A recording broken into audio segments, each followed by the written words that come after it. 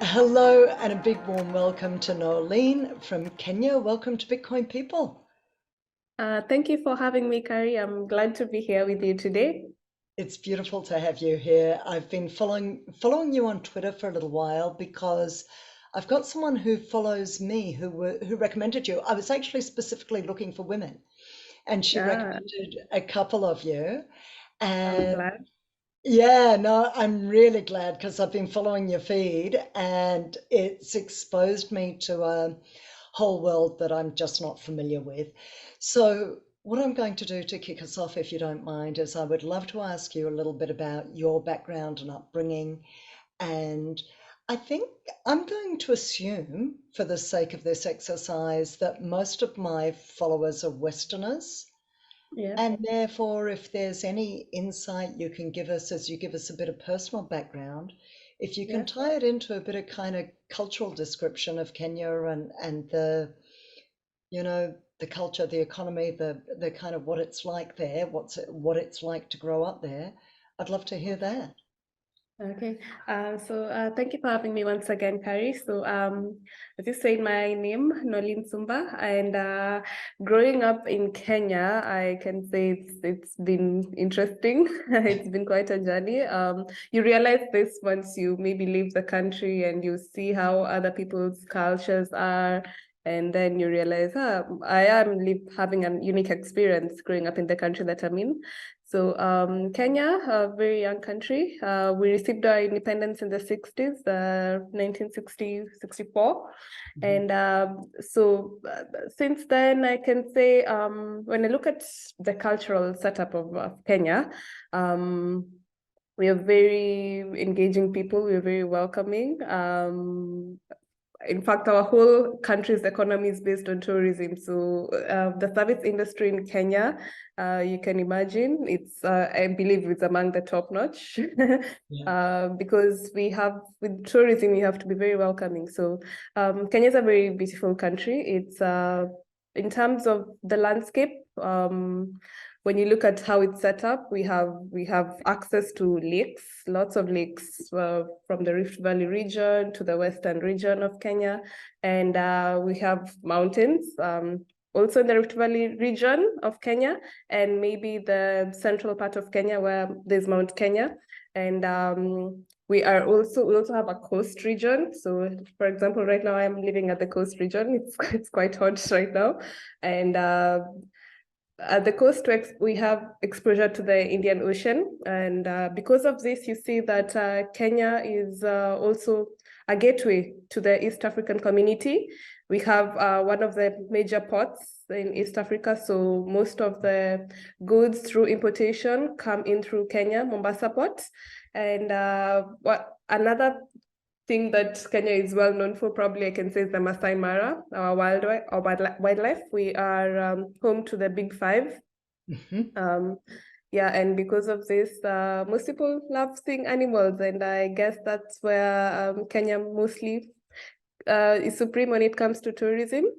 And besides that, socially, we are very interactive people. I believe our education system, from what I see it, we grasp things quite fast, Mhm. and we have quite a younger population, and as compared to maybe the Western. Mhm. So under 35 youth quite make up a huge part of the population. And so with that, we have lots of innovation in terms of the young population in Kenya. In terms of tech, we grasp tech quite fast. In fact, we are known as the Silicon Savannah. And Oh, is that because of right? Yes, Huh. yes, yes. Yeah, and there's lots of innovation because of the young population, Yeah. and we are exposed to most of the challenges that other Africans face, socially, when it comes to unemployment and the poverty levels in Kenya. I can say, in terms of the unemployment, yes, the situation is bad, but the youth have a way of really finding ways through things, and that's why you can see most Kenyan youth are like catered to tech. They focus on tech a lot. So also, besides that, if we can talk about Kenya economically, we have, since independence, we most of the major economic most of the major economic challenges, maybe you can say we had a structural adjustment program in the 90s that deviated from us from like growing economically. And besides that, maybe the 2008 crisis that occurred. But otherwise, we have a robust export system in terms of we export tea and we export coffee. We also export flowers. I think flowers and tea are one of the major exports we have. And in terms of our climate, it's very good for agriculture. So we are more of an agricultural economy, and that's a huge part of our income as a country. And I think besides that, there's a whole lot you can get to in terms of Kenya politically. We are quite a young nation democratically. We hold our elections like other African countries, and we have our quarrels here and there, but I can say we we cope with it. We are subject to IMF and World Bank policies in terms of how we carry out our economic activities, and it's still ongoing. But besides that, I can say we undergo most of the things that the rest of the world is undergoing. Yeah. So, Yeah, it's interesting that you're so aware of the IMF and WEF, as yeah. part of that. Just tell me something about your personal upbringing. What's that like? Have Okay. you got brothers and sisters, and what was your school like? Tell me a little bit about you. Okay, so personally, I grew up in Nairobi. I grew up in mostly the eastern part of Nairobi. And growing up there, education-wise, I can say I was really exposed to, from a young age, I can't say I had bad schooling. Because English is taught in most Kenyan schools. Our national language is Swahili. So you get to learn English from a young age, and I believe that's one of the things that has assisted us as Kenya, because if you can be able to communicate, you can be able to progress as a country, and because it exposes you to different people. If you can speak the same language, there's a lot of things you can be able to do, and so I schooled in Nairobi throughout from my young age up to university level. For my university, I went to Jomo Kenyatta University of Agriculture and Technology. So it's mostly technology focused, but I went there for the sake of studying financial engineering. So I have a background in mostly finance. And besides that, I also studied a bit of accounting in a university called Strathmore University. This is more of a religious university. So we have lots of religious schools. They're not focused on religion, but it's under like the Catholic Church. Yeah, So we have most of the schooling, good schooling. It's religious sponsored. we actually have a And bit of that here too. Yep. yeah. So besides that, my family, I have siblings. I'm the firstborn of four, Oh, and that's yeah, tough. Out of how yeah, many? yes. How many? How many of you? Oh, we're four. Oh, so you're the eldest of four. Yes, I'm the So you're eldest of four. expected to help out and look after the little ones. Yes, this is a very common thing, especially in families in Kenya, I can say. There's a term we use, black tax. So most of the times you're expected to give back to the family. I think it's something that it's good for African. It's how African community is. We really assist each other, and I think it's necessary for that to happen for the community to grow. So, and you're taught the importance of community from a very young age, because in terms of our culture, we meet and celebrate celebrate most of everything. Yeah, so It's that probably that's something I'm almost a bit envious of because we don't get a lot of that, in uh, our culture. Or uh, maybe it's just something about I'm in a town where I don't have a lot of family. What were you hoping to do with your university degree? Why were you drawn to that? What did you imagine for your future? okay. So my university degree, it was very intentional, by the way.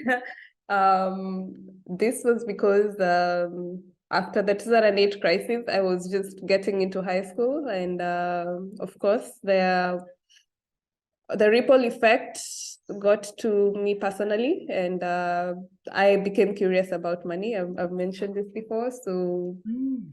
with the curiosity, I wanted to learn how money works because I had a father who had a background in banking, so he understood the banking system. I learned a bit from him.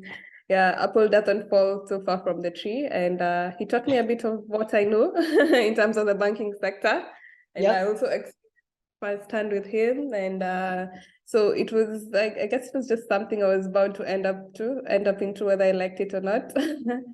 So yeah, we with that, Fantastic. Good for yeah. you.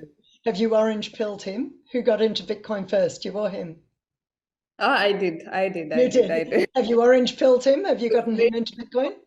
easy. I didn't even have to put in so much effort. He definitely understood it. You know, if you've been in the system, it's easier for you to see the cracks. Yeah. And yeah, so it was very easy for me to orange pill him. Good Yeah, same with most of stuff. the family. Yeah. I And love it. so yeah. So take me down. So I can see how you could have ended up in the Bitcoin space pretty much Yes. naturally. Take Yes. me through a little bit of that story then, because um, you've got a strong work history in, well, finance, but then actually working in the Bitcoin space. So if you wouldn't Yes. mind, kind of for our listeners' sake, giving us the journey through your career. Okay. So as I've mentioned, the ripple effect that it had, especially with the crisis, you know, when such things happen, banks um, come and influence. If there's basically economically, we are undergoing a very difficult time, and as a result of the banking system, and with that, yeah, the curiosity now came along, and I decided I was going to learn. I studied for the financial engineering, and I understood a bit of the accounting. And besides that, you become curious about how businesses work Mm-hmm. in the country, and you look for. I personally started looking for ways in which I could carry out long-term investment, because nobody wants to work forever. And Of course. I was looking around me, and everybody is working for a very long time, chasing. And if you have a system, for example, the pension system, I looked at how it works, and for how we are, as per now, in fact, we're at a crisis where we don't know whether people will be receiving their pension. So I started looking out for a way to, you know what, secure the financial future long term. Mm. And with that, being with my background, I tried investments in stocks, Oh yeah. mostly stocks in Kenya, because when you're here, exposure for me to stocks abroad was very difficult. You can imagine the system is set up that it's so complex for you to be able to know whom to use to invest. Even here, already, it is very difficult. Not just everybody can be able to understand the complexities that are involved in this investment. So you invest in stocks, eventually you realize that companies can fail because it's at the Yes. mercy of, yeah, to the mercy of how the organization is set up, how they carry out their activities. So you want to invest in a company that you know will be secure in the long term. But this is Africa, and we cannot avoid the challenges that come with investment here, and there's political uncertainties that are also involved, regulatory uncertainties. Yeah. So yeah, stocks didn't go quite well for me. I can say that. Right. Yeah. Yeah, very few companies, and I opted out.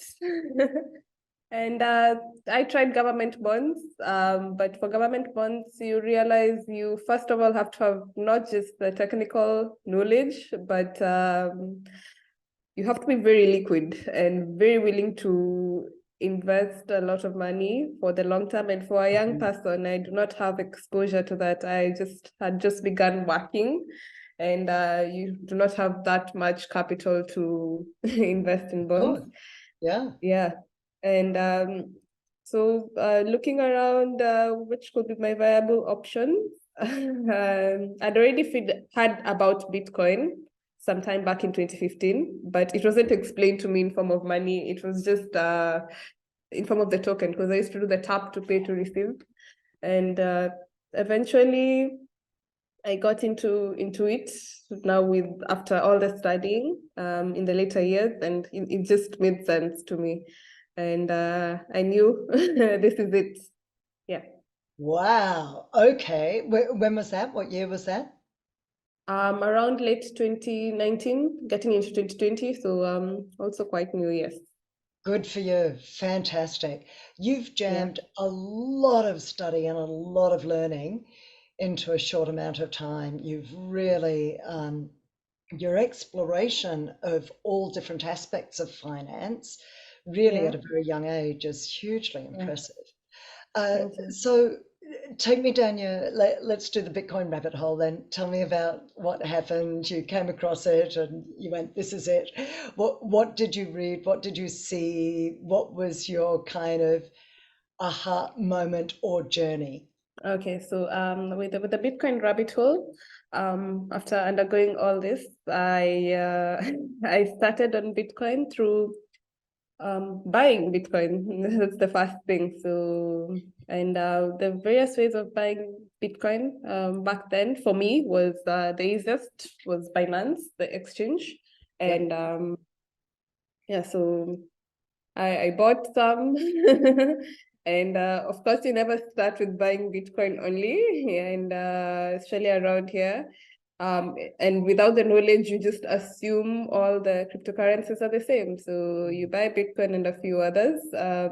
For me, I had no one telling me buy this one and this one. I was just experimenting because when you buy when it's going up, you assume, yeah, and you can see the rest are going up faster than Bitcoin. So the excitement, you go for for the shitcoins first, and then the bear market comes, and they're going down low faster than Bitcoin. And then I started asking questions: why are all of these coins under Bitcoin? What is it about Bitcoin?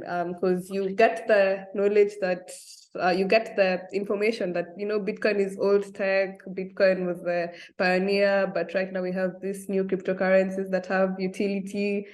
And yeah, so I began looking into Bitcoin, and being that I'd gone through all of these hindrances when it comes to investment, it was very easy for me to understand it and quickly move from the trading, just buying to make the profit and selling, and really getting to understand how this tech can be impactful and revolutionary. And for me, one of the things I love most about Bitcoin, of course, told you the inconveniences with investing in stocks and bonds. It was a very hectic process, and I can imagine it's only I have university education. For someone who does not have university education and they need to secure their livelihood in the long term, and they'll never have access to this. So financial inclusivity is a very huge challenge here because of that. Even when it comes to accessing just a bank account, if someone does not understand English, first of all, you're shut out from the system. And even if you do understand it, you do not understand that I am purchasing this bond, or I'm purchasing this stock, and I have to also look into the background of the company and understand how it's set up in terms of the corporate. So you can end up losing a lot of money. So Bitcoin is permissionless, and you have all the information at your fingertips, basically, as long as you can be able to access the internet and you are curious enough, you are capable of getting all the relevant Bitcoin information that can help you invest in it if you're looking for investment. Besides that, I started looking into how Bitcoin can be able to not just influence the financial inclusivity aspect. I remember there was a time I received, I never really mentioned it, but through Twitter is it's interesting. I was now trying to apply for Bitcoin jobs because the moment you figure out what it is, you're like, oh my goodness, how can I get more Bitcoin? And so I tried to get into, I think it was Bitcoiner jobs. I applied for a job there and they were paying in Bitcoin and all they wanted you was to get Twitter links that will redirect readers to their website. I did that, and when I requested for payment, I told the person I have my Binance wallet. And they were like, oh no, download Moon. And that was my first experience now with Lightning. And I downloaded Moon. And this is a stranger I knew nothing about. Yeah. And they sent me the money. You can imagine that first Lightning transaction. I was like, this is it. I really loved it. The moment I That's received it, great. What I was think the I didn't job? even, yeah. Sorry. What was the job? It was the website stuck Satoshi's something. I've forgotten a bit. It was a while back. It's almost been a year since then.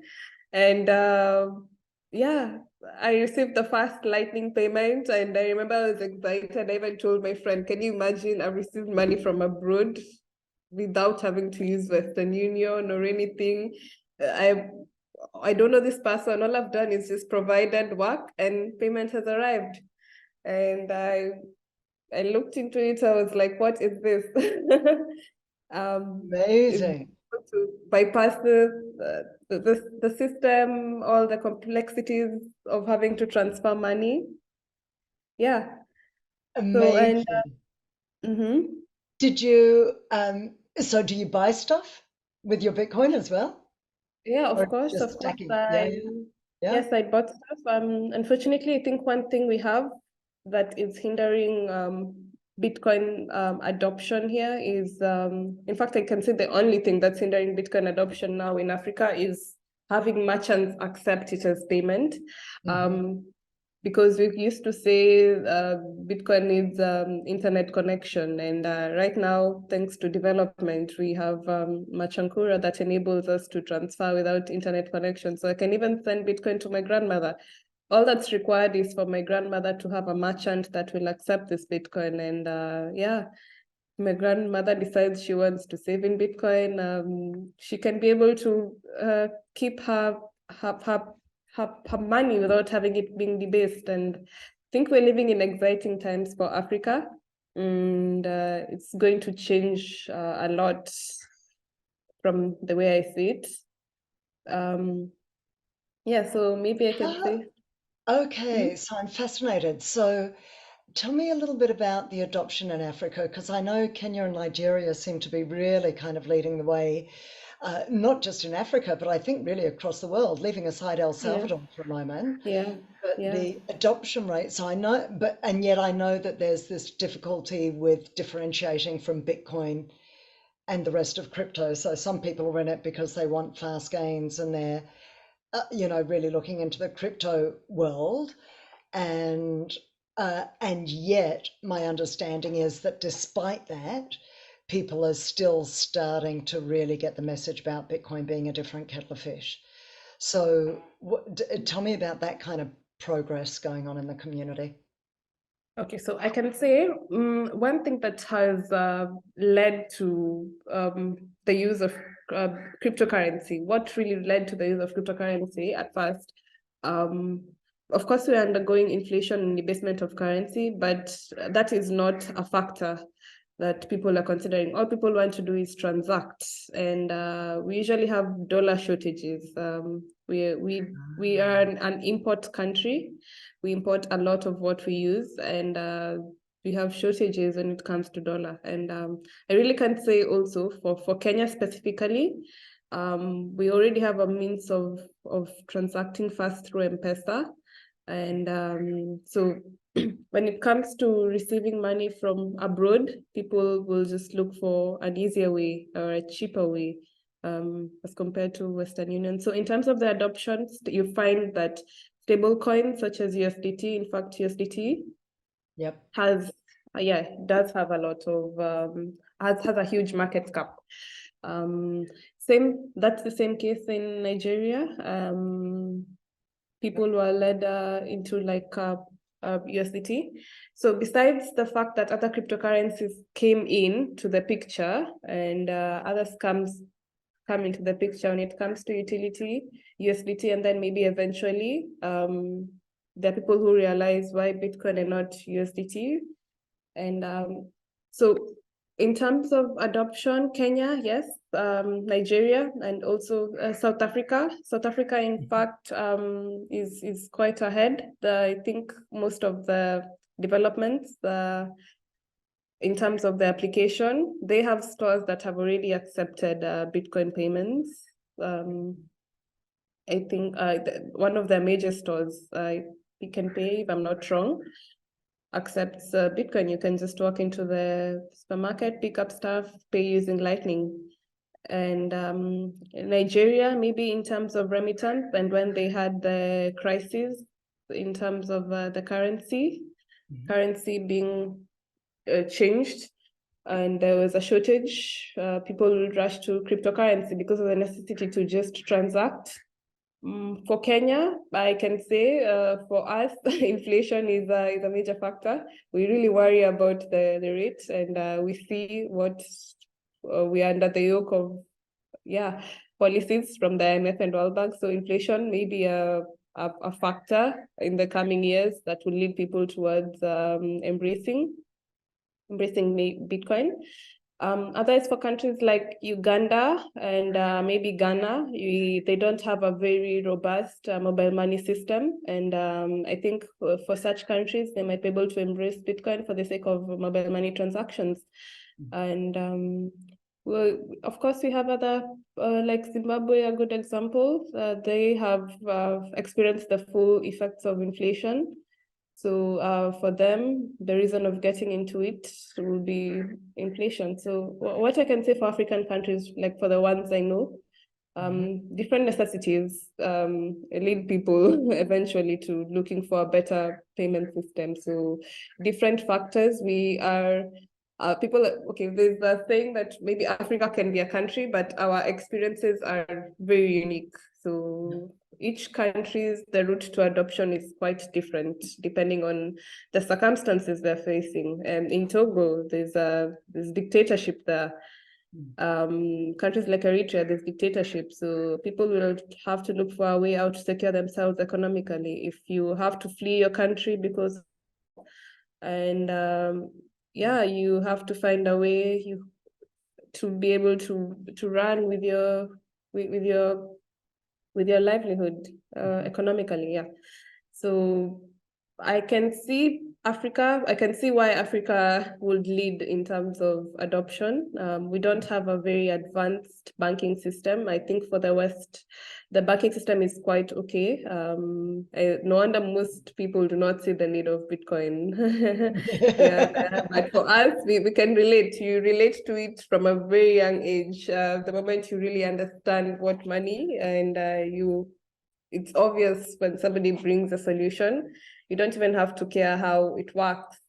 It just makes sense. I can be able to transfer value and receive goods. So it makes sense why Latin America and basically the global South would lead in the adoption. Yeah, Yeah. yeah, absolutely. So, help me just understand on the trade side of things. So, there's a number of questions going on in my mind. So, you're saying you're big importers, but you've also talked about the export of tea, coffee, and flowers, which I've Yes. actually seen some documentaries about, as it turns out. Um, so, quite a lot of that is happening in USDT now, the actual international trade, or not? No, No. no, no. No, No, that's in not. So fact, that's still yeah, happening in US dollars? yes, that's Right. still happening in US dollars. Okay. So Yes. then, but once the money's circulating in the economy, people are transacting with one another at the local level with USDT?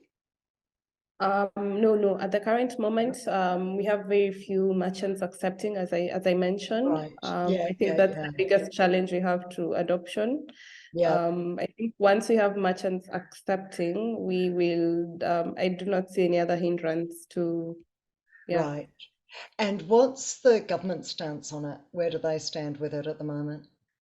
It's quite a gray area. For the Kenyan government, I can say there is a bill in Parliament ready to discuss on the way forward in terms of legalization, Mhm. and no specifics, but they're already looking forward to integrating cryptocurrency into the system legally. I'm excited about that.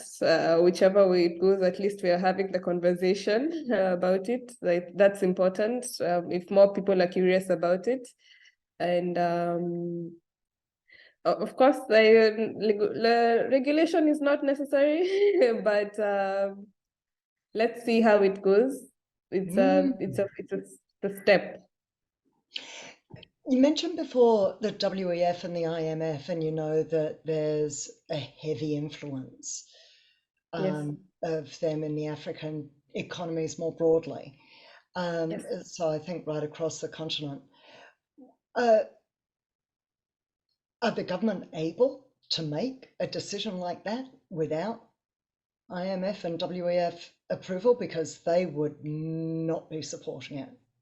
Yes, no, that's the other thing why I keep on saying it's a gray area, because we're torn in between. Do we follow IMF and continue using the dollar and have the people suffer, or there's this which can really change how Africa transacts in the history of Africa. And maybe for the first time, we can have Africa, receiving payment for its resources in hard money.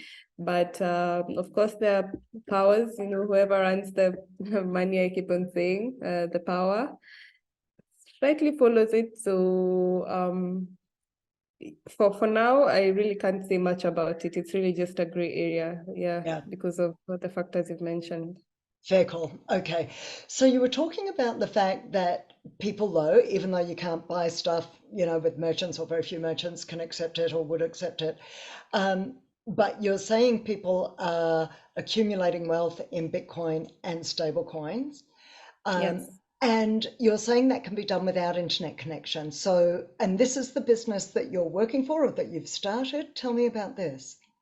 Okay, so one of the major ways that people still acquire Bitcoin here is through exchanges like Binance, the recent Paxful, and there's Yellow Card.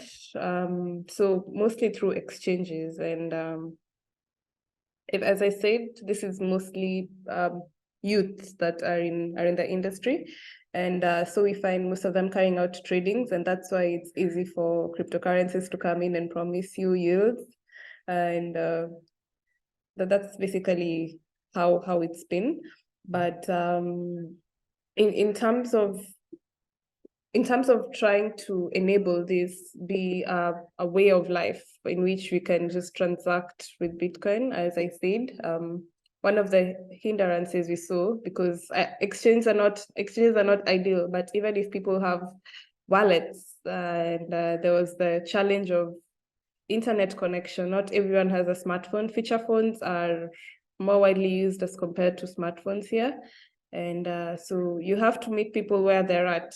And for this, even if people do have smartphones, they have the issue of electricity.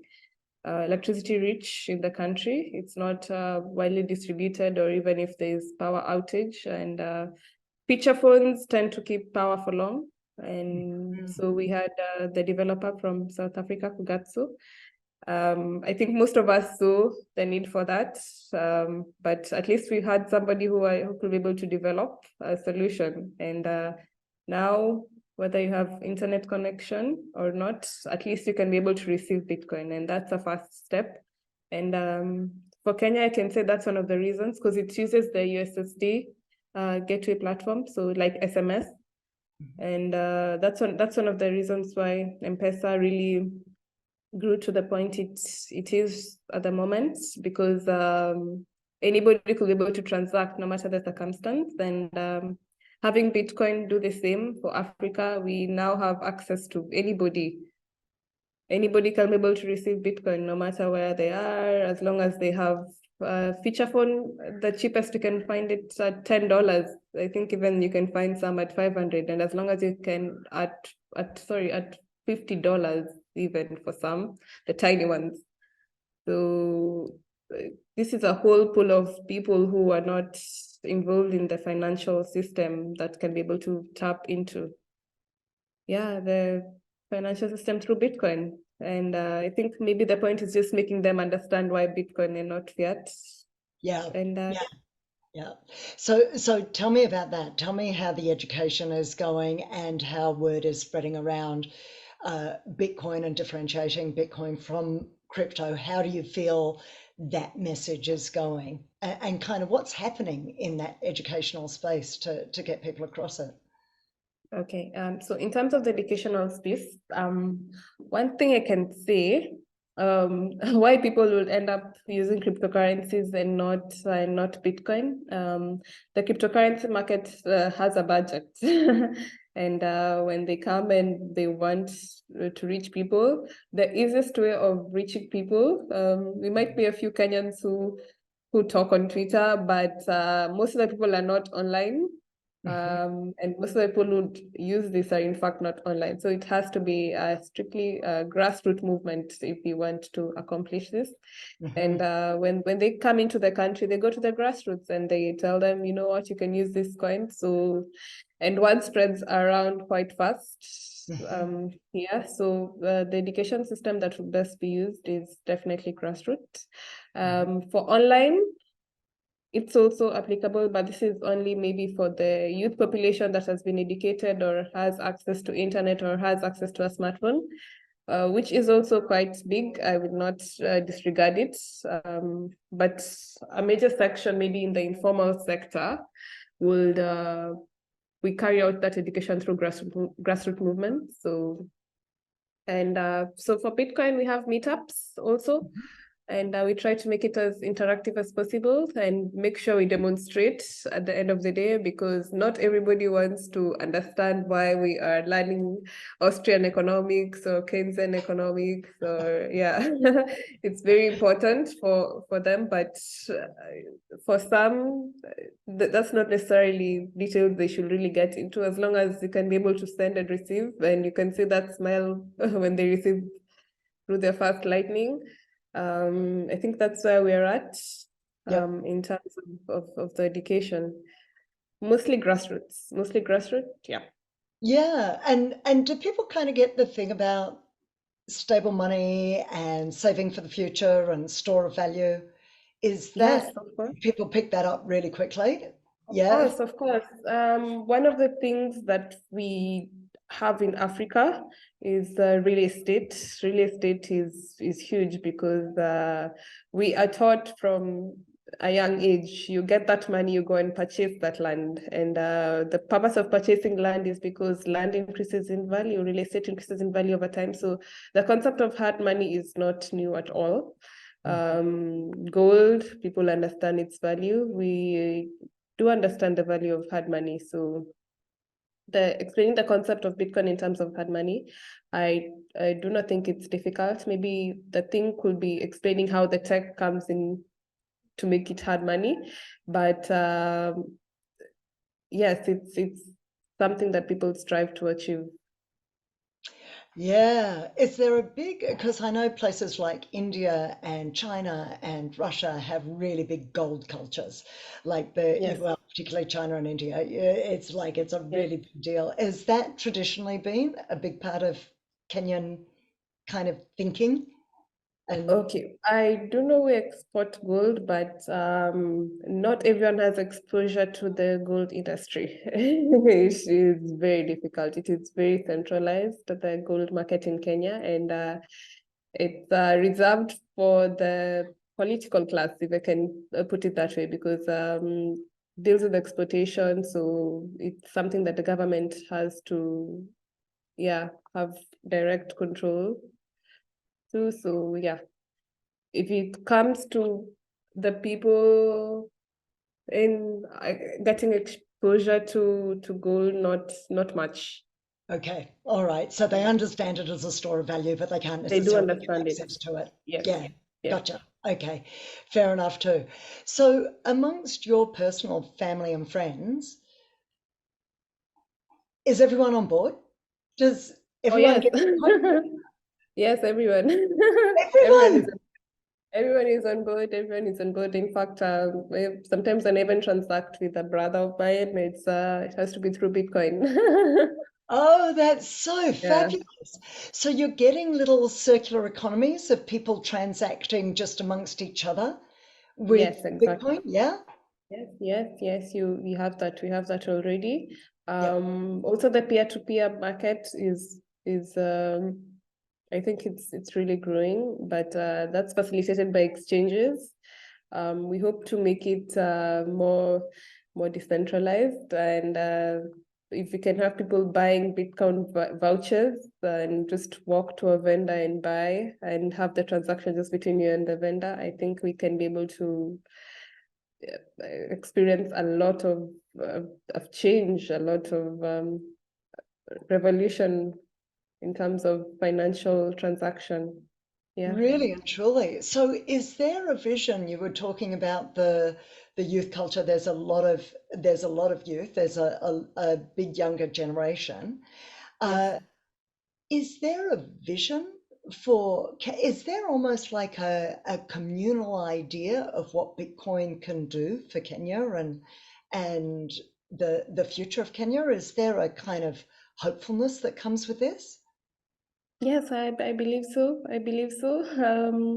One, because it's the youth who are mostly directly affected by the losing of value. And we'll be the first to spot that, yeah, we are being discredited here. And so the youth do understand, Yeah. especially in terms of store value. And the one thing even that makes it easier, I've mentioned this, that we have lots of online work. In academia, we have some Kenyan youth who work online, papers, research, and their ways of getting payment was through PayPal. And if you understand maybe PayPal, it can have a few challenges. There's the flagging, there's yeah, just because of where you come from, there's a lot of censorship, and people will look for, most of the youth will look for different avenues, and Bitcoin and other cryptocurrencies like USDT now form that avenue. They escape from having to deal with all of these complications. So yes, in terms of the younger generation, they do understand the utility that is involved in Bitcoin. It feels to me like the government aren't going to have any choice because it's happening whether they It like is it or not, happening. and there's no way of It is reining it in. happening. And there's no way of stopping it also. Like, okay, I don't want to do, but yeah, technically, being open source, it will be very difficult to stop. It's just an idea whose time has come, and it's necessary. We have to move with the times, and online transactions are now the norm, and we have to have a payment system that facilitates this. Most of Africa is still using cash, and you can imagine having to order something online and then having to go and deliver cash. It's hectic. It is hectic. You're laughing about it, but there are countries. So It's unimaginable. That's it's not ridiculous. even, yeah. but it is happening. It's happening. Most of the government transactions, the big money is still happening in cash. So you have to go to the bank, line up, you have to face the risk of theft. So there's a lot of theft in the banking industry, lots of complaints. And also with the banking system, there's a lot of hacking, lots of insider, yeah. What do you mean by theft? In what way? How does that work?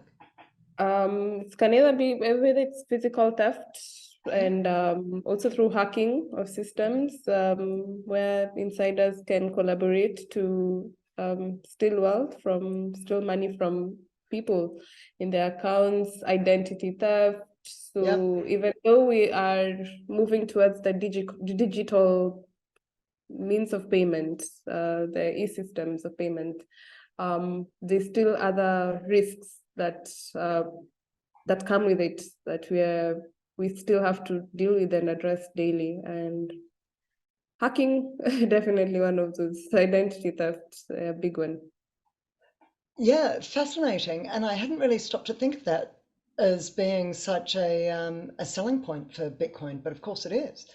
Yes. Again, it's yet another. So between one thing and another, there's just so many variables feeding into why it would be a natural uptake for people in Kenya. It's Yes, just amazing. it will be. Yeah, it will be. In fact, it's for the good of the government to embrace Bitcoin because it will streamline activities. It will, in terms of corrupt dealings, I think we can experience less corruption. The blockchain is Yeah. publicized. It's yeah, Well, and it's not so good for the people who want to hang on to power, though. it's yes, exactly. Then that's the Yeah. reason. But if there was a politician who's like in the lead up to an election who was on a platform of Bitcoin, you Yes, can imagine there'd be a big support. There'd be there big will be. support for that person. There will be. So you're saying that the uptake is really different across the different African nations and for different Yes. reasons. So you've got Yeah. kind of Nigeria, Kenya, and South Africa leading the Yes. way, and then you've got some who you said like you've got dictatorships but do you know if they're even managing to start to get some of the Bitcoin proposition? If people are starting to get Bitcoin in those places where it's most remote and most difficult? Um, from what I know, the closest we had to Bitcoin legalization was in Central Africa Republic. Yes. Central Oh, Africa Republic. yes. Yeah. But unfortunately, when they declared that, somebody went in with the idea of Sango coin. I could tell the president understood the concept of Bitcoin and maybe he was in a position to help. But once again, so we had the cryptocurrency Sango coin being introduced. And yeah, I think maybe with the El Salvador approach, they went all in on Bitcoin. Investors were willing, but Central Africa Republic, not so much. Mm. Besides that, I think we also have Namibia. There are talks in place. I don't know how far they've gone with that. Hmm. Mm, but in remote places, or rather places that are not infrastructurally so developed, I can give Mm. like an example of Congo. Yep. I think will require to do a lot more in terms of reaching to the government, in terms of reaching to the people infrastructure-wise, telecommunication. So there's still a lot to be done. Hmm. Even though it's spreading, I can't say it's spreading equally in the continent because of different factors affecting different countries. Amazing. It sounds very hopeful, though. It sounds like there's a lot of work to do, but it Yes, sounds really there is genuinely hopeful. yes, yes, yes, for sure. Yeah. Um, what's I feel like we've gotten a lot of information in a short space of time. What do your days look like? How much are you involved in any kind of formal or informal education or, and what does your work day look like? What's your typical? kind of, yeah, you get up in the morning and what happens? Oh yeah, when I wake up in the morning, first of all, not my preference. I really like exercising, and I never used to be a fan of it so much, but you get into Bitcoin and you realize, you know what, money is not the end of it all. Now I really have to take care of my health if I want to live long enough to also enjoy the benefits of it, of the investment. So yeah, and but besides that, my work day, besides Machankura, working on its daily adoption, on the education front, I mentioned that a huge barrier is the language. And so I work with Exonomia Africa. We carry out translation of Bitcoin content into African languages. And so I'm a Swahili translator. I understand Swahili quite well. So Swahili is spoken in about 14 to 15 countries in Africa, mostly on Eastern Africa. Yep. And 200 million speakers, and whether it's first language or second language, yeah. So this is a huge population that will require to understand how Bitcoin works, and especially if you're not exposed to English from a young age, at least you can understand Swahili. So we saw that if we want to reach especially the grassroots, language will be a huge factor. Yeah. So yeah, besides just giving them the tech, if anyone wants to understand, we give them the content in Swahili. Yep. And so besides that, there's also, we do have exposure, the youth who are exposed to the internet. I'm the Africa correspondent with Bitcoin Layer, and there's lots of other podcasters in Africa. We have Miri Maswa in Nigeria. We have Daudu, who also does some of Bitcoin podcasting. And I think even most of the developers and content creators can be able to now reach the youth who are exposed to internet. So yeah, I think that's also another way we carry out education. I wish to have a lot more people join us. I still feel there's a lot to be done, and we just need the people who decide to work with us in this journey. How much of that work is volunteer and which bits are paid? Because, you know, as you Uh, said, cryptocurrencies have got huge marketing budgets and yeah. Bitcoin is Bitcoin, you know?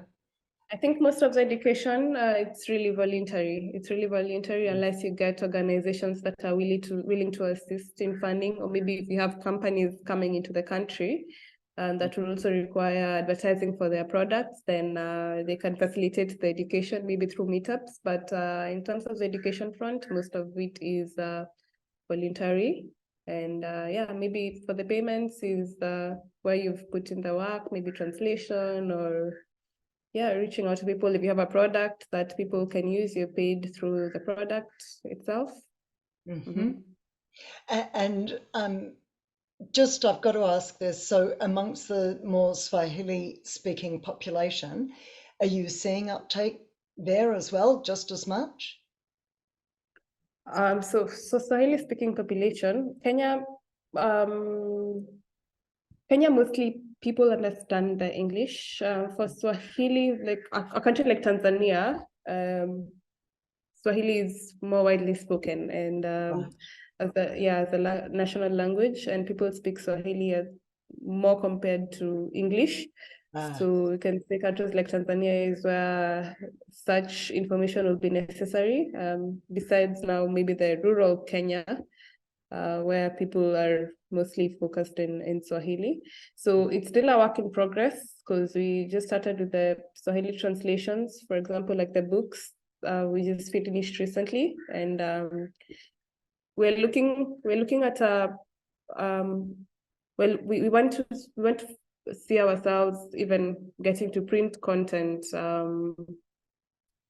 and be able to deliver to people, because even if we translate it and it's online, most of the people who need it can't be able to access it. So I think we are now heading into a season where we'll have to bring back printing, and I think yeah. that's great. Yeah. Do what you've got to do. It's amazing work that you're doing. If people Thank you. wanted to either contact you, reach out to you, support you, send sats to your organization, how do they do that? And I'll make sure I link to them in the show notes. Okay, thank you. So I'm mostly on Twitter. I think Twitter has been incredible. Twitter is incredible as a Bitcoiner. You get to reach out and interact with lots of people. So worldwide. So on Twitter, I'm at Noelyne Sumba, and with there you can be able to see my Lightning address with the company Machankura, Noelyne at 8333.mobi in case you want to send some sats. And yeah, besides that, you can also see a few of my videos on the Bitcoin layer. Yeah, that's mostly where you can be able to reach me. Fantastic. You have been enormously generous with your time, but also with your information and your insights into everything Thank you. that's going on over there. Are there any final thoughts, final comments you'd like to make before we finish up? Yeah, so of course I'd like to say I'm excited with the direction in which the Bitcoin space is going. And of course we have the challenges, but it's new tech, it's exciting tech. So everybody do not be afraid of the rabbit hole, get into it. If you can contribute to the space even better. And I'm looking forward to seeing more Bitcoin content out there, and not just from Africa, but worldwide experiences. So yeah, thank you for having Yeah, me, Carrie. gorgeous to have you on. Thank you so much for your time. You take good care. I look forward to being in further contact, and I'm coming over to Kenya. It sounds fantastic. Oh, you're welcome. Oh, come to the coast. All Thank you right, very much. all the best. Take care.